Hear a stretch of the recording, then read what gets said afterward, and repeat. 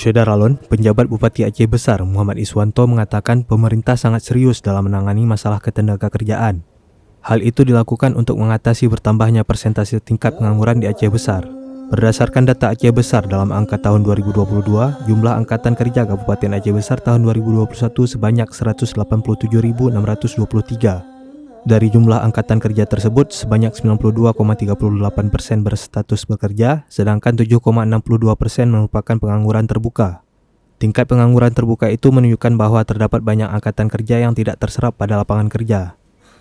Pemkab Aceh Besar melalui Dinas Tenaga Kerja dan Transmigrasi Aceh Besar menggelar pelatihan kejuruan pengelasan dan pelatihan kejuruan menjahit dasar.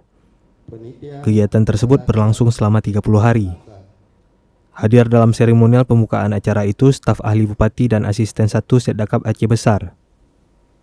Iswanto berharap para peserta mengikuti kegiatan pelatihan tersebut dengan penuh keseriusan, sehingga ilmu yang diperoleh pada pelatihan ini menjadi bekal dalam bekerja bahkan dapat menciptakan lapangan kerja.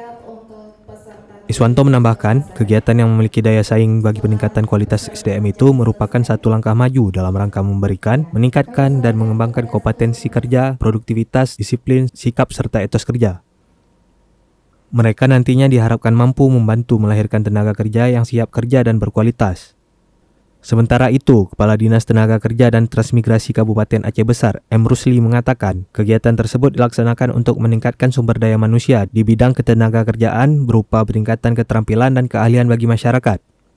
Dengan mengikuti kegiatan yang berlangsung selama 30 hari itu, diharapkan para peserta nantinya akan menjadi tenaga kerja yang terampil agar mampu mandiri dan bisa menciptakan peluang kerja.